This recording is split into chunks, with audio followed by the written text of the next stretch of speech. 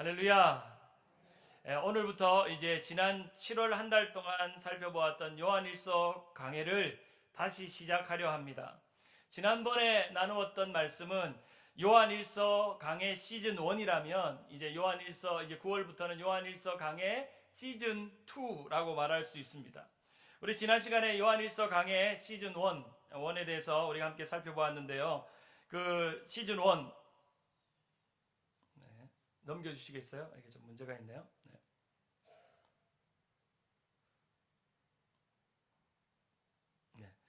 요한일서 강해 시즌 1은 바로 그분 안에 그분처럼이라는 주제였고, 우리가 하나님과 사귀면 어떤 일들이 일어나며 또 사귀는 이유가 무엇이며 사귀는 삶이 무엇인지를 우리에게 분명히 보여주고 말씀해주는 본문이라고 할 수 있습니다. 그래서 우리의 사귐의 이유와 사귐의 목적, 사귐의 삶에 대한 이야기들을 함께 나눴고, 그 사귐의 핵심적인 이야기가 바로 빛과 사귀는 것, 더 이상 우리에게 어둠이 없고 빛과 사귀는 것이라고 말했습니다. 그래서 빛을 소유하면 빛된 존재가 되고 더 이상 어둠이 우리 가운데 없다는 것이죠. 그래서 결국에는 주님과 사귀는 삶은 세상과 사깁니까? 사귀지 않습니까? 세상과 사귀지 않는 그런 삶을 사는 것이죠. 기억나시죠? 30년 전 이야기 같이 들으시는데 2달 전의 이야기입니다. 오늘 두 번째 이제 요한일서 강해의 두 번째 말씀은 사랑으로 뒤집어지는 인생, 사랑 안에 거하는 삶입니다. 한번 따라할까요? 사랑으로 뒤집어지는 인생, 사랑 안에 거하는 삶. 바로 오늘 설교의 제목은 그 사랑 얼마나 라는 제목입니다. 사랑하는 여러분, 주님의 사랑이 여러분을 뒤집어 놓으셨나요? 정말 뒤집어 놓으셨나요? 주님의 사랑 때문에 여러분이 뒤집혔나요? 표현이 너무 리얼해서 느낌이 확 오죠. 뒤집어졌다는 표현. 좀 순화돼서 표현을 하면 주님의 사랑이 우리를 변화시켰나요? 아멘? 여러분이 주님의 사랑 때문에 여러분의 인격과 성품과 기질과 생각들이 변화되고 있나요? 아멘. 여러분이 아멘 하니까 너무 감사합니다. 우리 옆에 분이 손을 잡고 이렇게 한번 고백해 볼까요? 주님의 사랑으로 뒤집혔나요? 주님의 사랑으로 뒤집혔나요? 그러니까 어떤 분이 그러다가 속이 뒤집힌다고. 그렇죠? 중요한 건 주님의 사랑으로 우리의 속도 뒤집히고 우리의 겉모습도 뒤집히고 우리의 삶이 송두리째 바뀌는 것이 주님의 사랑입니다. 하나님으로부터 받은 사랑이 얼마나 크기에 그것을 깨닫는 것이 우리의 믿음이고, 하나님의 사랑 때문에 그 놀라운 가치와 복이 우리 안에 있다는 것이 얼마나 큰 축복인지 모릅니다. 우리의 신앙을 저는 두 종류의 신앙이라고 비교할 수 있는데, 첫째는 막 젖은 찐빵 같은 신앙입니다. 막 젖은 찐빵이 어떻습니까? 하얀 밀가루에 잘 반죽이 되어서 거기 안에 맛있는 반을 이렇게 자르면 이 팥 앙금이 들어있는 거죠. 근데 어떤 신앙은 거기 안에 맛있는 반죽에 맛있는 팥 앙금이 들어있지 않고 마치 이런 빵처럼 공갈빵처럼 속이 비어있는 것 같은 신앙도 있다는 것입니다. 하나님께서 여러분의 마음을 열어본다면, 마치 반을 이렇게 열어보듯이 잘라서 열어본다면 여러분 안에는 뭐가 들어있어야 될까요? 뭐가 들어있어야 될까요? 하나님의 사랑. 하나님의 사랑이라는 맛있는 표준말은 아니겠지만 앙꼬가 들어있어요. 앙꼬가. 앙금이 들어있어요. 앙금이. 하나님의 사랑이 우리 안에 들어가 있죠. 팥 앙금이. 그런데 어떤 성도는 겉은 그리스도인이고 겉은 신앙인이고 겉은 믿음의 사람들인데 그 사람을 쿡 찔러서 들여다보면 안에 아무것도 없어요. 사랑이 없습니다. 그 사람의 하나님이 당신에게 있습니까? 라고 물어보면 하나님이 저 안에 있습니다 라고 묻는데, 그 사람을 들여다보면, 쿡 찔러서 그 속을 들여다보면 거기 안에는 하나님의 사랑이 없습니다. 겉만 그리스도인이고 겉에 모습만 하나님의 사랑인 척하지만 그 속에는 진짜 하나님의 사랑이 들어있지 않습니다. 지난 주일날 우리가 성경 퀴즈 대회를 하는데 마지막 순간에 우리 그 이름도 유명한 황춘자 권사님께서 사랑장을 외우셨죠. 그 사랑장에 나와 있는 고린도전서 13장 3절에 보면 이렇게 기록되어 있습니다. 내가 내게 있는 모든 것으로 구제하고 또 내 몸을 불사르게 내어줄지라도 사랑이 없으면 내게 아무 뭐가 없다고요? 유익이 없다고요. 그 안에 사랑이 없으면, 하나님이 전달해준 그 사랑이 없으면 아무 유익이 없다는 거예요. 공갈빵 같다는 거예요. 사랑하는 여러분, 여러분 안에 사랑이 있나요? 여러분의 가정에 사랑이 있나요? 여러분의 심령에 사랑이 있나요? 오늘 우리 성가대 기꺼이 주시는 그 사랑 노래했는데 사랑이 있나요? 있나요? 아멘. 불러놓고 소리가 너무 작은 건 뭐죠? 사랑이 있나요? 여러분, 교회가 이렇게 든든하게 세워지고 건물도 화려하고 우리 교회가 이렇게 있는데 사랑이 있나요? 우리 교회 사랑이 있나요? 크게 이야기, 사랑이 있나요? 사랑이 있어요. 사랑이 있어요. 우리의 신앙은 마치 막 젖은 찐빵처럼 따끈따끈해서 세상 사람들에게 그 따뜻한 사랑을 전해줘야 될 사람들인데, 대부분의 그리스도인이나 오늘날 많은 교회가 공갈빵처럼 겉은 번지러하게 맛있게 보이는데 그 속을 쿡 찔러보면 하나님의 사랑이 들어있지 않는 교회, 성도, 심령이 있다는 것을 봅니다. 로마서 5장 5절과 6절을 보면 우리 같이 한번 읽어볼까요? 5절을 한번 읽어봅니다. 시작. 소망이 우리를 부끄럽게 하지 아니함은 우리에게 주신 성령으로 말미암아 하나님의 사랑이 우리 마음에 부은 바 됨이니. 우리가 아직 연약했을 때, 우리가 아직 죄인 되었을 때, 우리가 아직 부족한 자들이었을 때 하나님의 사랑이 끊임없이 부어져서 그 사랑이 우리를 움직이고 그 사랑이 가득 채워져서 우리 안에 공갈빵 같은 그리스도인이 아니라 막 젖은 찐빵처럼 세상 가운데 주님의 사랑이 여기 있노라고, 주님의 사랑이 내 안에 가득 찼노라고, 우리 교회에 와보라고, 우리 교회 안에는 주님의 사랑이 가득 차 있다고 말할 수 있나요? 말할 자신이 있나요? 말하고 싶나요? 주님의 사랑이 우리 안에 있어야 하는 것이죠. 주님의 사랑이 우리 안에 부어졌다라고 말합니다. 오늘 읽었던 본문 로마서 3장 1절을 같이 한번 읽어봅니다. 3장 1절 시작. 보라, 아버지께서 어떠한 사랑을 우리에게 베푸사 하나님의 자녀라 일컬음을 받게 하셨는가. 우리가 그러하도다. 그러므로 세상이 우리를 알지 못함은 그를 알지 못함이라. 여기서 이 요한 사도가 보라라고 말하는 것은 이 히브리어로 에이도라는 단어인데, 이 볼지어다, 한 봐봐, 한번 자세히 들여다봐봐. 아버지께서 너에게 어떠한 사랑을 줬는지 한번 들여다봐봐. 너희가 믿음을 가지고 신앙생활을 하고 교회를 만들어서 교회 가운데 살고 있는데 봐봐, 한번 봐봐. 하나님께서 아버지가 되셔서 너에게 어떠한 사랑을 주셨는지 한번 생각해보라고 그렇게 우리에게 말해주고 있습니다. 보라, 우리가 받은 그 사랑이 얼마나 놀라웠고 충격적이고 신기하고 감격적인지 한번 생각해봐.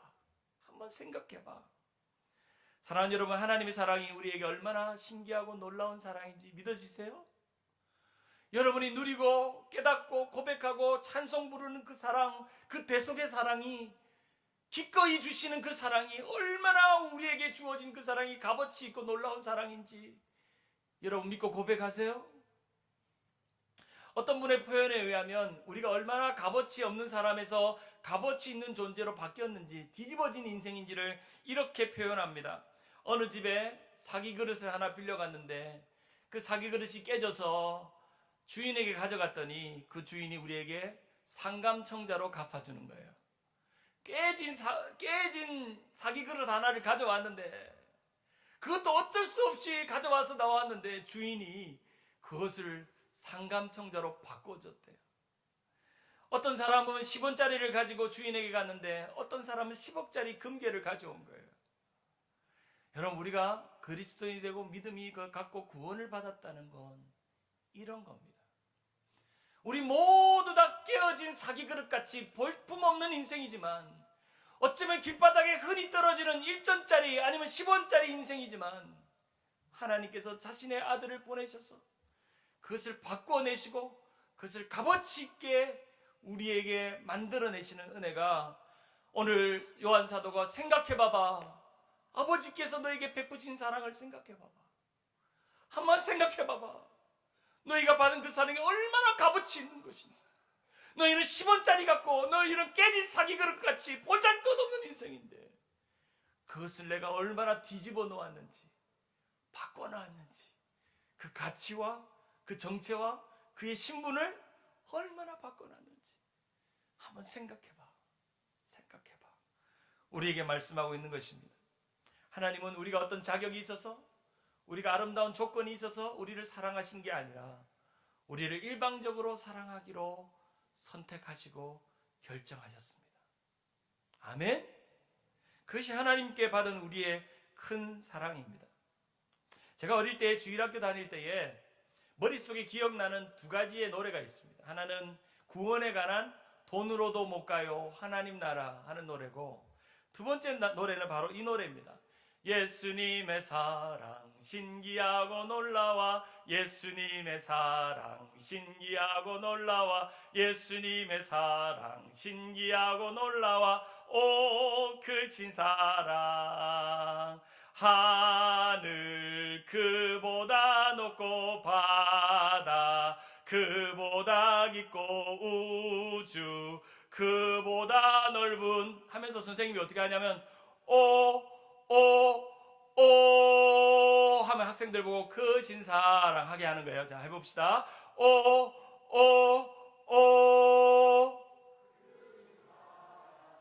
어우, 주일학교를 안 나오셨는데 이렇게 잘하는 수가, 세상에. 지금도 기억나는 그 율동 부르는 선생님이 예수님의 사랑 신기하고 놀라워, 오 크신 사랑. 그 어린아이들이요 입을 탁 다물고 있다가 선생님이 그 작은 마치 크레센토를 하듯이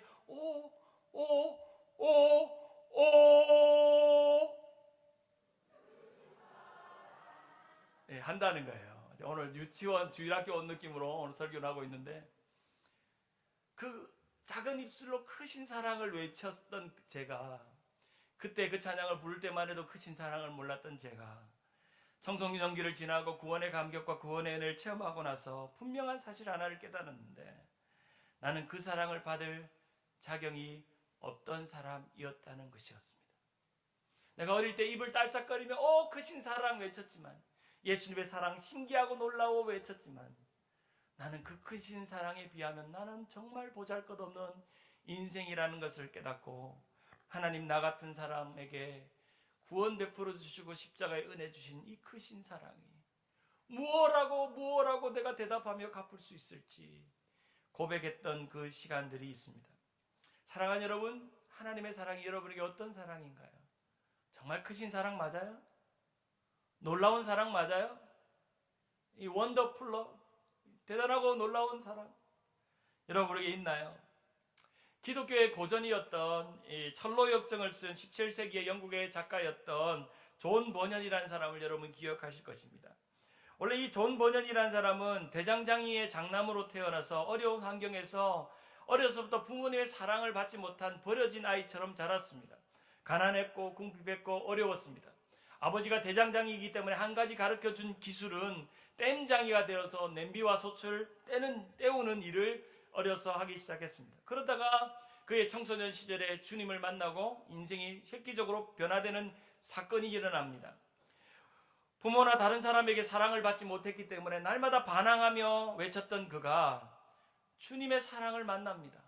주님의 놀라운 크신 사랑을 만납니다. 그래서 그는 청교도 설교자가 되고 주님의 사랑을 어떻게 하면 갚을까 고백하다가 주님을 위해서 고난받기를 자처합니다.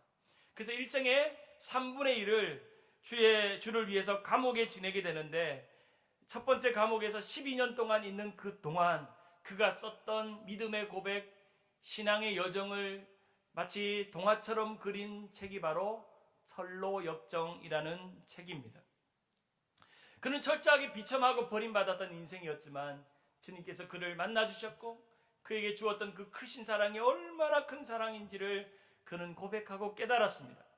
이 철로역정 말고 그가 쓴 책 중에는 죄인 괴수에게 넘치는 은혜라는 책이 있습니다. 그가 회심하고 하나님의 은혜가 얼마나 큰지를 깨닫고 그가 고백한 책에서 그는 이런 이야기를 합니다. 그때도 주님께서는 그리스도의 사랑을 제게 보여주시면서 제 양심에 그분의 보혈을 뿌려주셨다. 그래서 조금 전까지만 해도 격분해서 활개를 치던 율법의 다스림을 받았던 양심이 그리스도의 죽음으로 말미암은 하나님의 사랑과 평안 안에 거하게 되었다. 사랑하는 여러분, 우리의 삶이 그리스도의 보혈의 핏뿌림으로 우리가 그 사랑을 덧입고 날마다 그 사랑 가운데 살아가는 것이 우리의 믿음인 줄 믿습니다.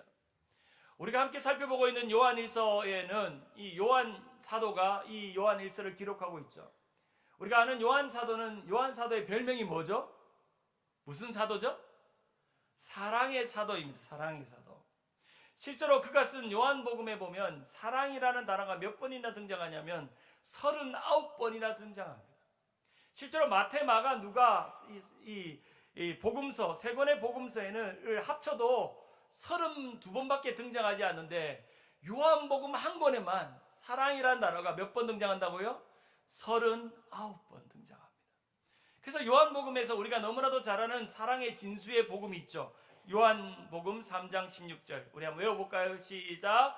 하나님이 세상을 이처럼 사랑하사 독생자를 주셨으니 이는 그를 믿는 자마다 멸망치 않고 영생을 얻게 하려 하심이라.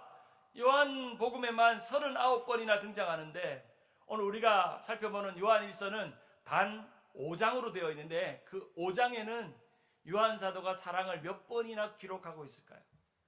30번이나 기록하고 있어요. 21장이나 되는 요한복음에 39번 기록했던 그 사랑이 요한일서만 해도 5장밖에 안 되는 그 요한일서에 30번이나 사랑에 대한 이야기를 하고 있다는 거예요. 요한일서 2장 5절에 보면 누구든지 그의 말씀을 지키는 자는 하나님의 사랑이 참으로 그의 속에 온전하게 드러나니 이로써 우리가 그의 안에 있는 줄을 아노라. 4장 9절에 하나님의 사랑이 우리에게 이렇게 나타나신 바 되었으니 하나님이 자기의 독생자를 세상에 보내심은 그로 말미암아 우리를 살리려 하심이라. 요한일서 5장 2절 같이 한번 읽어볼까요? 5장 2절 시작. 우리가 하나님을 사랑하고 그의 계명을 지킬 때에 이로써 우리가 하나님의 자녀를 사랑하는 줄을 아니라. 아멘. 우리가 유행가 중에 사랑 사랑 누가 말했나, 누가 불렀죠 이 노래?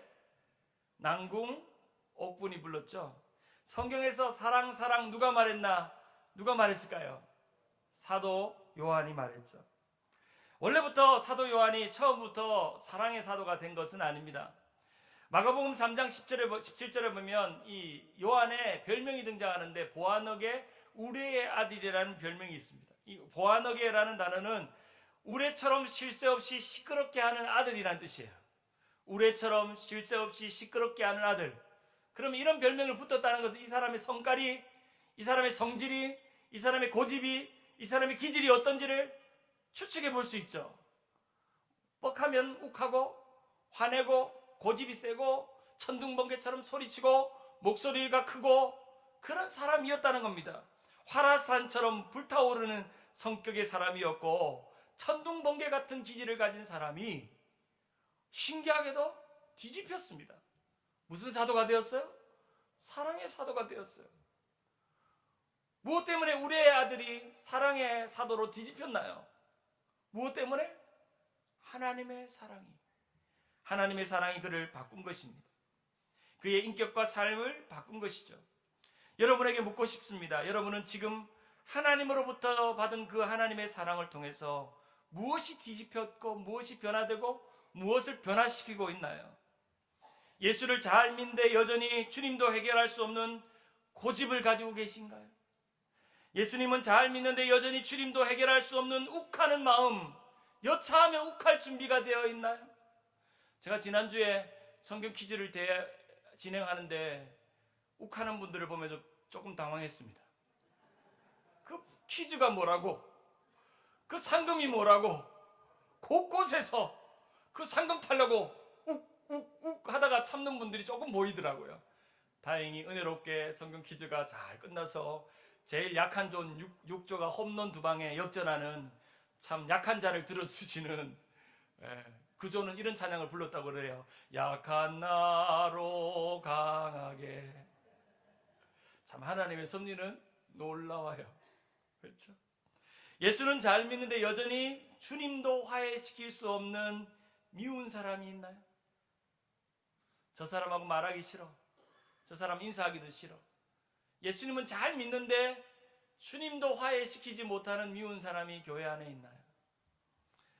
분명히 말씀드리지만 예수를 잘 믿는데 고집이 있다면, 예수를 잘 믿는데 욱하는 마음이 있다면, 예수를 잘 믿는데 화해하지 못하는 마음이 있다면 여러분 예수 잘못 믿는 겁니다. 예수 잘못 믿는 거예요.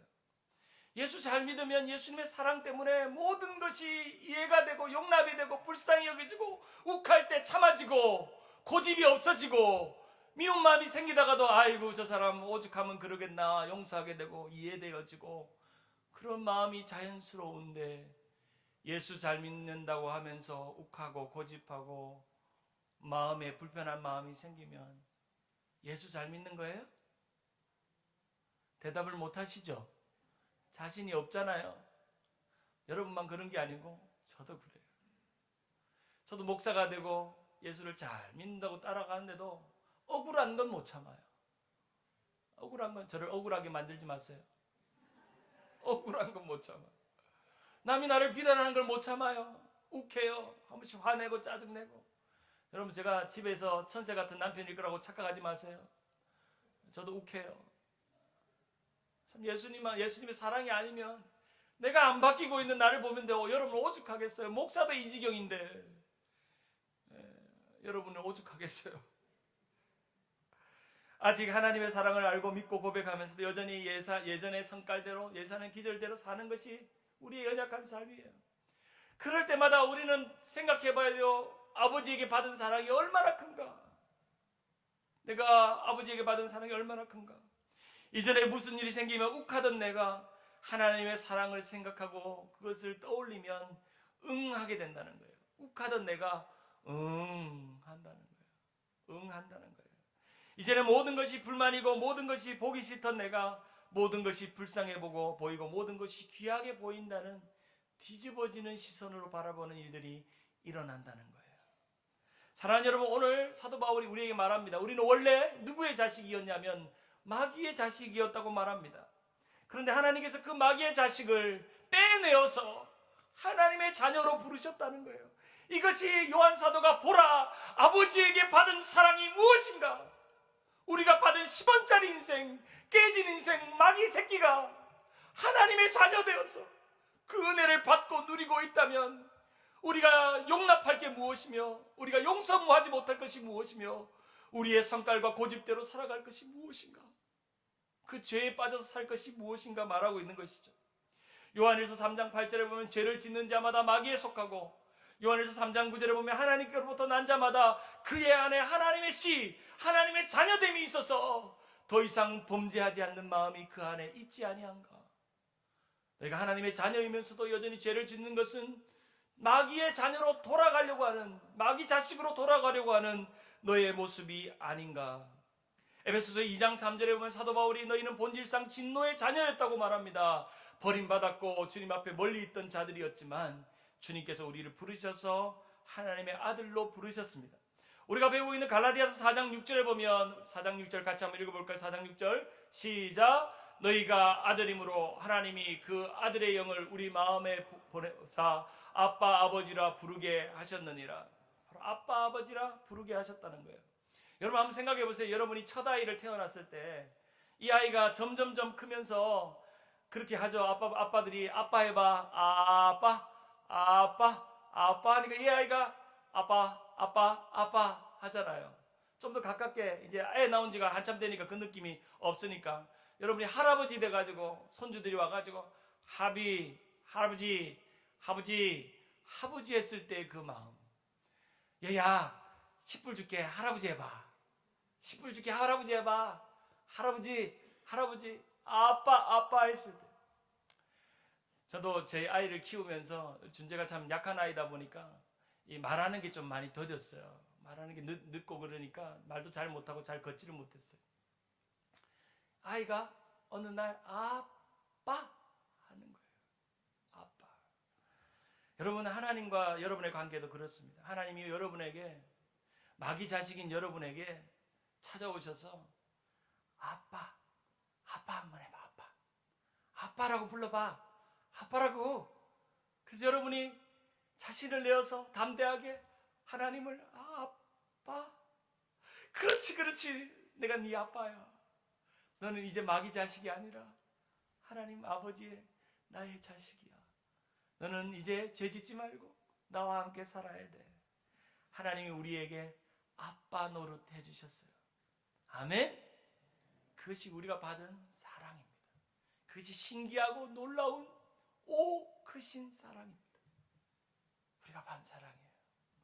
우리의 신앙을 이렇게 요약하는 것을 보았습니다. 우리 같이 한번 읽어볼까요? 우리는 시작.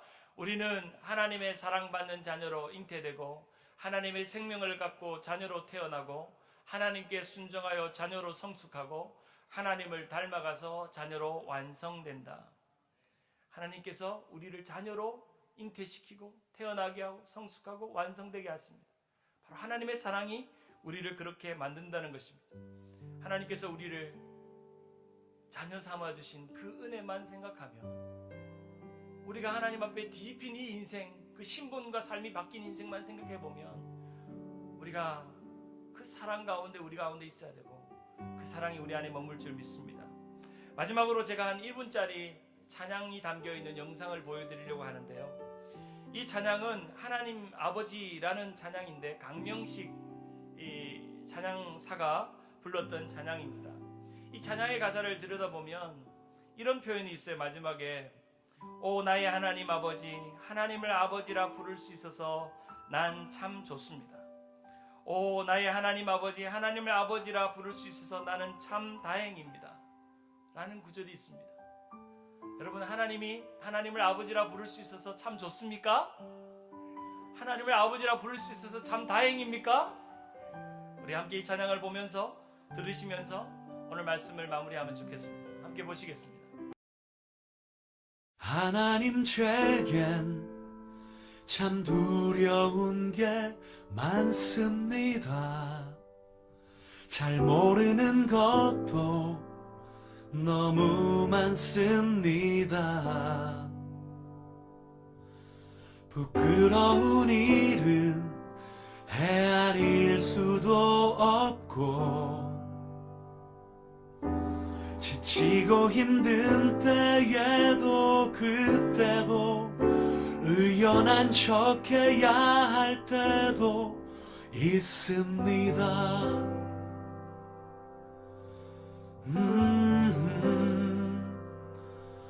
그래도 하나님 아버지, 하나님을 아버지라 부를 수 있어서 난 참 좋습니다. 오 나의 하나님 아버지, 하나님을 아버지라 부를 수 있어서 난 참 다행입니다. 오 나의 하나님 아버지, 하나님을 아버지라 부를 수 있어서 난 참 좋습니다.